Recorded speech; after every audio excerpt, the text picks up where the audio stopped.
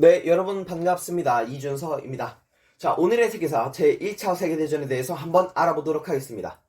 제2차 세계대전은 1914년부터 1917년까지 유럽을 무대로 이루어졌던 세계 최초의 총력전이자 사상자 3,500만 이상을 냈던 역대 최악의 전쟁 중 하나로 분류되는 그러한 전쟁이었습니다.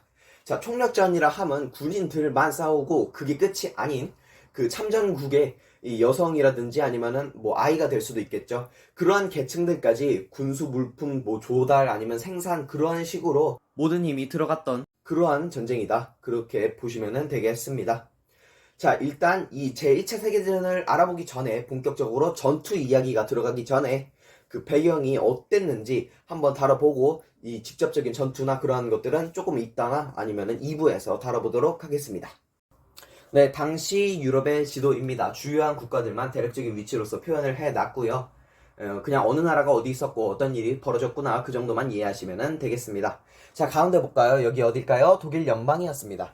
38개의 이 독일어를 사용하는 독립국들이 모여서 만든 그냥 모임이었어요. 왜 그저 모임이다 이렇게 하냐면 그다지 결속력이 좋지 않았거든요. 끈끈하지 않았다 이거예요. 그리고 스스로들을 독립국으로 인지를 하고 있었기 때문에 독일 연방에서 야 니네 한 명씩 파견해서 우리 의회 만들자 하면은 대사를 파견했어요. 대사는 독립국이 파견하는 거거든요.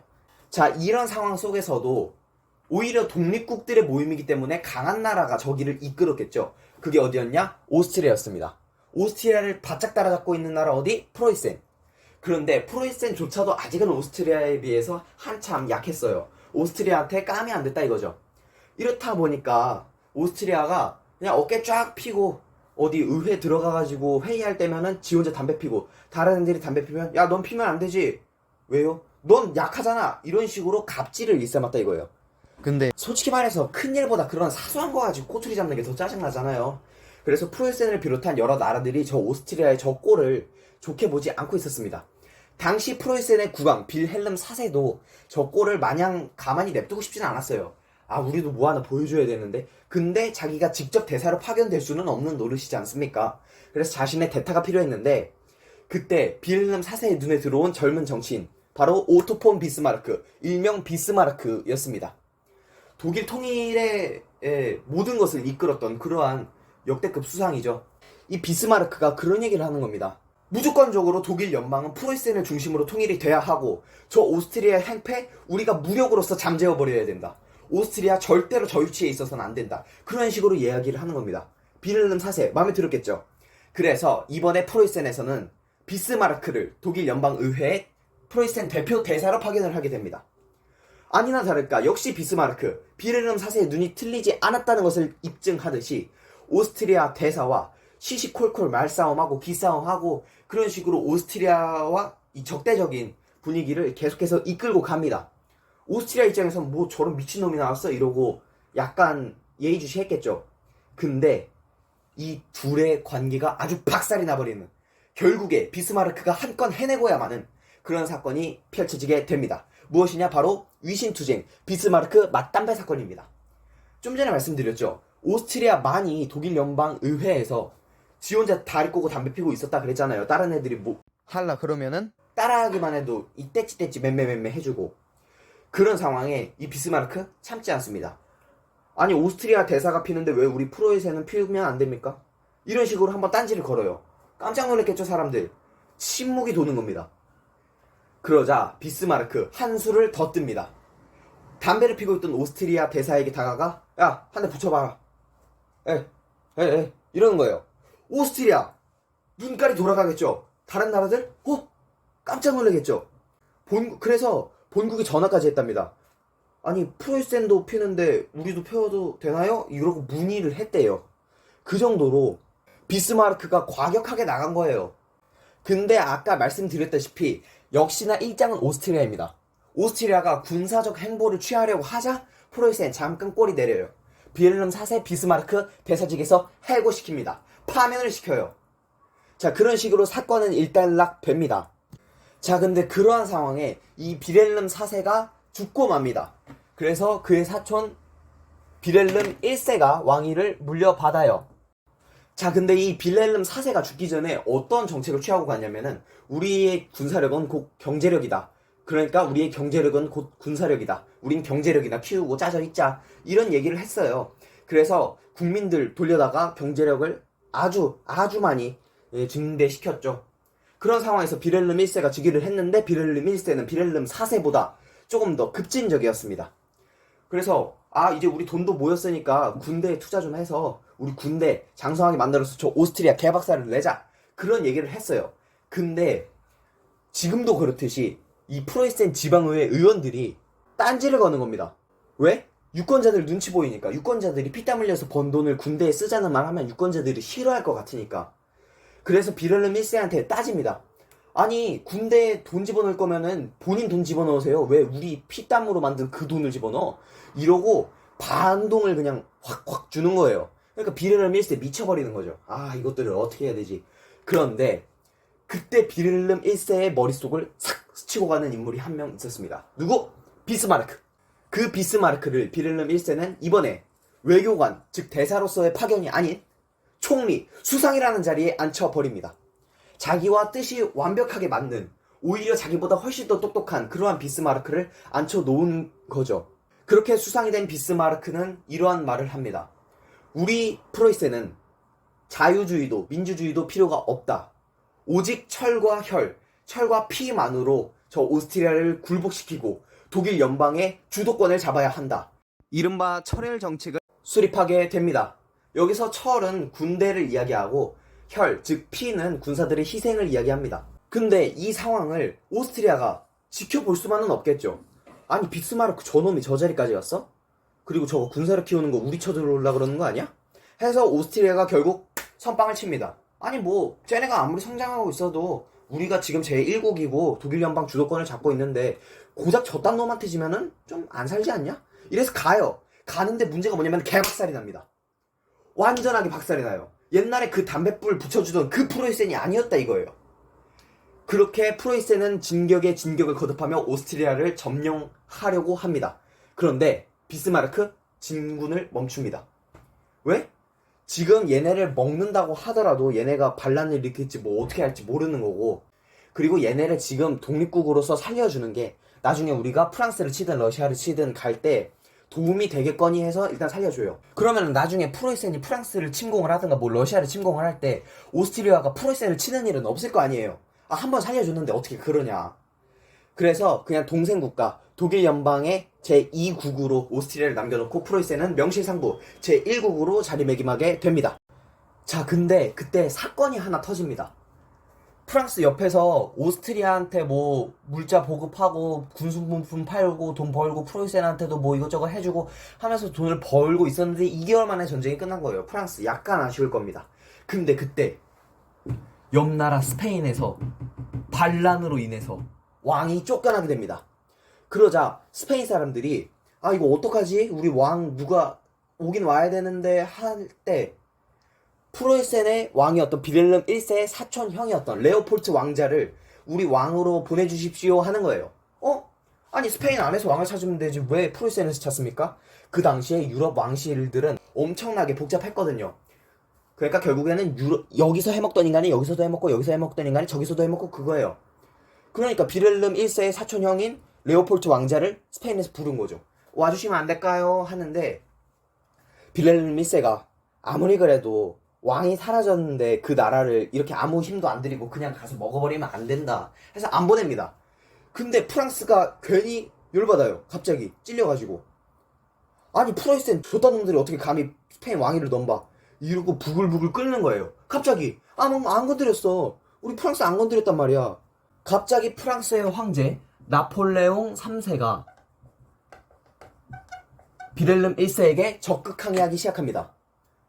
아니 니네가 뭐라고 이거 어쩌고 중간에 거린 거예요. 그냥 시비 걸고 싶어서 이렇게 꼴사나워. 그래서 얘네가 대사를 파견을 해요. 프랑스 대사를 파견해서 비렐름 1세 코앞까지 가가지고 우리 왕이 하라 했는데 니네 좀 짜져 있고 그렇게 좀 해 이러는 거예요. 비렐름 1세 아니 내가 왕인데 저 나라 외교관 따위가 나한테 와서 정면으로 저래? 열이 받은 거죠. 그러자 비스마르크가 머리를 쓰기 시작합니다. 나폴레옹 3세가 보낸 프랑스 대사가 우리 국왕에게 모멸적인 말을 하고 뭐 막 이상한 언사들을 해서 비렐름 1세가 저 프랑스 대사를 쫓아내버렸다. 그렇게 된 거예요. 자, 그러면은 두 가지 효과를 볼 수 있겠죠. 프로이센 입장에서는 아니 프랑스 따위가? 따위는 아니죠. 당시 초강대국이었으니까. 아니 아무리 프랑스여도 우리 국왕한테 그게 뭐야? 그리고 프랑스는 아니 우리 프랑스의 외교관을 저딴 조그만한 나라가 쫓아내? 열불이 받은 거죠. 당시에 이 독일 연방이 살아가 있었거든요. 38개국. 그 중에 하나였던 나라에 이 초강대국이었던 프랑스가 대사를 보냈는데 그거를 내쳤다 이게 된 거예요.